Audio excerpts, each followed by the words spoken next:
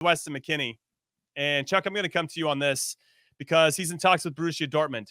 Now, there has been some news that I saw with regard to him that it's being reported by some that he's in advanced talks with Dortmund. And then the Bild over in Germany is saying that there's no way that Borussia Dortmund would sign a player that played for Dortmund's biggest rival, Schalke, 91 times. Like, they just won't do it. So that maybe there's a little bit more smoke to it. Not to say that Dortmund doesn't need some midfield presence, and the fact that Weston can play multiple positions in midfield and various roles, and obviously has Bundesliga experience as well as European experience and all that. And there's rumors too that Weston potentially wants to go back to the Premier League. What are you hearing? What are your thoughts? And do you think Borussia Dortmund would be a great fit?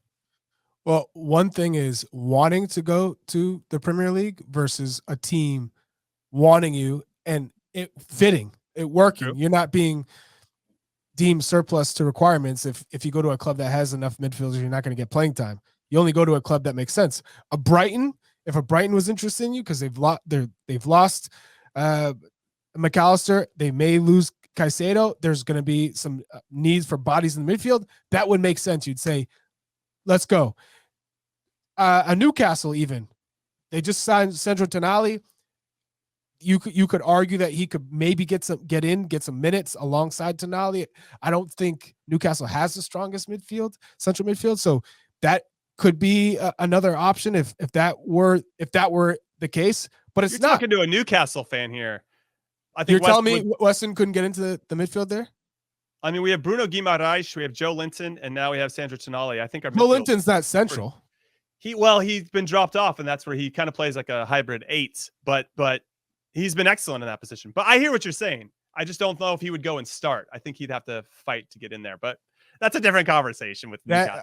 100%. But I'm just saying, if that were the case, like, he's better than Sean Longstaff. So yes. And Sean Longstaff gets playing time. So my point is, that's fair. If you're Weston McKennie, you have to go to a place where you're going to play and compete. And Dortmund's still in Champions League. And I feel like the way he plays, his style, it's a perfect fit for Dortmund. They just lost Jude Bellingham. And then Rafa Guerrero, who's more of a left back, but he played and Dahoud left as well. And he plays more centrally, or he played centrally in that game, the last game against Mainz. I think Weston McKennie would thrive with that Dortmund side, given the way he plays. He's an 8, box to box, and that could be a great spot for him. Okay, Heath, thoughts on Weston McKennie? And I don't know exactly what the best team situation would be for him, but obviously a team that would play him regularly. But which team out there is going to do that?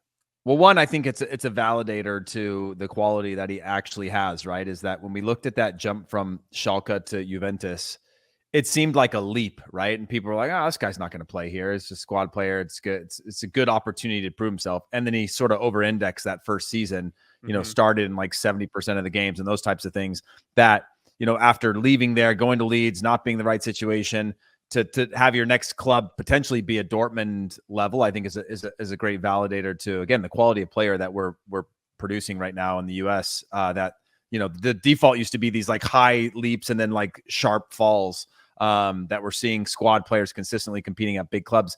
But I agree with Chuck. I think Weston has enough tools to be able to play in a lot of systems. It's just a matter of him, one, being fit and healthy to be able to play in those systems and play at the speed that's expected of him. But I would love to see him out of Dortmund. And again, with the Premier League shout, when you're talking about Brighton, that's be an incredible opportunity in the way that they play and the speed at which they play, the possession style that they play. But you're also looking at 8 other clubs that could afford him and probably not the right fit, right? In terms, you go potentially into another, there's probably like 6 clubs every year that could be a Leeds situation where, they could afford your wages. It's a whatever, but it can be a really difficult to actually see a player get better in, half the table in England, I would love to see him go to Brighton. I think De Cherby is a very good manager, and I think he would learn a lot from him. All right, let's talk about Christian Pulisic then. Let's move over to him. Apparently, Chelsea have rebuffed the latest offer from Milan about having him come over. It looks like they're close. Apparently, there's great relations between the two clubs. Christian has already agreed to personal terms with Milan. Apparently, it's going to be a 4-year deal, 4 million a year base. I guess there's bonuses, of course, where he can match. And he's going to be set to reunite with some former Chelsea teammates. You got Tomori, you got Giroud, and you got Ruben Loftus-Buttcheek. And that's just an inside joke and I said it a while back. But it's interesting is that I think it would be a nice place for him to rejuvenate his career. And I think that his support team or whatever, his posse is pushing for that as well. It looks like they turned down Lyon. Now, I read this article and it said that the Italian top flight, this is regarding Christian, the Italian top flight is less demanding than the Premier League. And Pulisic should have a far easier time getting regular minutes for Milan than he has at Chelsea. It would certainly make no sense for Mauricio Pochettino to try and keep a hold of him. That just like blew me away. It's called delusional. Or it's just like, I don't watch Serie. Tell me when you don't watch Serie A. Serie A, how about just European competitions? I get it. I'm allergic to BS, guys. Just sneeze that one out. I was like, what article am I reading right now? You had Inter and Milan in the semifinals of Champions League. I get it. You had Roma in Europa League final. And Fiorentina. Yeah, like yeah. what? And by the way, with those two teams in the Champions League, a third team won the league that season, and in Napoli, who had been knocking on the door for a long time. Like it is a complete, and like I could see it like 5 years ago when you still wanted to play the stereotypes of Serie A, but like it is different now. There is 4 teams that expect to win. And there's even like, you have the Romas of the world that are Europe or bust type of teams. Like there's not necessarily a tight 6, but there's a tight 3-4 that make it a really difficult league where every match matters now because it has, championship implications as opposed to 9 years straight from Juventus. Yeah, shout out to James Westwood from goal.com I bit on that. That is a hardcore troll, and I got triggered I was like, did he really write that? Less demanding league? What the hell is he even talking about? Anyway, let's take a look at what a potential starting 11 could be for Milan if Christian Pulisic was in it. By the way, it was like when Gareth Bale had said, like, there's less pressure in the US when you don't win, it's not that big of a deal. Well, he just sat on the bench for 6 months until he got to the final. Where it's like, yeah, it's comparing LAFC to Real Madrid. It's just like, it's not even like a real thing that you can do, but it's an easy win to just be like Serie A. Yeah, exactly right. Exactly right. Well, we actually stole this graphic for those that can't see it from Morning Footy. So shout out to Chuck and everybody over there for doing this work for us. We have Giroud up top.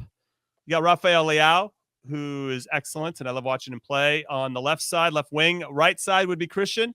We got Yunus Musa, because why not, at the attacking mid spot. Loftus-Cheek and Musa would switch.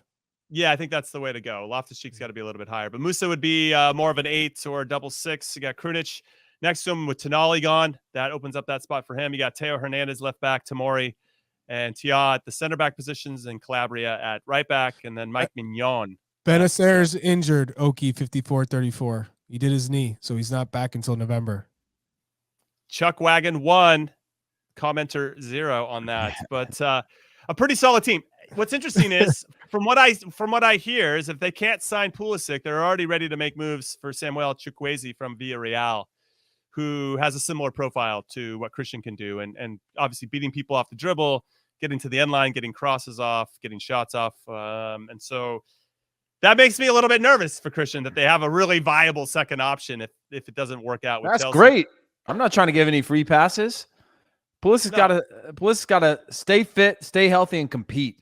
We've seen how good he can be when he's in form, but like he's past the era of being young enough to get a free pass. Now he's got to go and earn it. And you know how it is when you go through multiple coaches and you don't get the time. Eventually, like that finger pointing, you got to look at yourself in those environments. Not the coach. Yeah. Yeah, are we talking Serginho Dest or Christian? Who are we talking about? I'm talking Pulisic. No. I'm sorry, that's terrible. Oh, Serginho Dest. Serginho Dest just had one professional year of soccer at Ajax that was unbelievable, and then started him on this trajectory that like we knew that he wasn't quite there yet, but valuable experience. We'll see where he ends up. All right, some other transfer news. Brendan Aronson looks like he's heading to Union Berlin, according to reports. He's going to be joining on loan from Leeds, presumably with an option to buy. So we'll see how that works out for him. I think the Bundesliga would be a great league for him. It's less demanding there. It's less demanding in the Bundesliga. Ethan Horvath apparently won't return to Luton Town. That's shocking, by the way. Yeah, the club did not exercise its option to buy on its loan from Nottingham Forest. I wonder what that number was. He's going to report back to preseason with Forest. but we'll see if he gets loaned out once again now, because that means he's been passed over twice on teams heading to the Premier League. But he, I don't know, maybe he's the goalkeeper you want if you want to get promoted to the Premier League, but we don't actually trust him enough to lead us to glory once we're there. Seeing that Reggie Cannon might be going to La Liga is some of the word. There's some issues with Boa Vista. Yeah, they owe money. They owe money, and he's trying to going to court, and maybe he'll be a free agent and can go. So we'll see if he's free, if that gets him to go. He needs to figure out his situation. And so those are the other ones that kind of jumped out.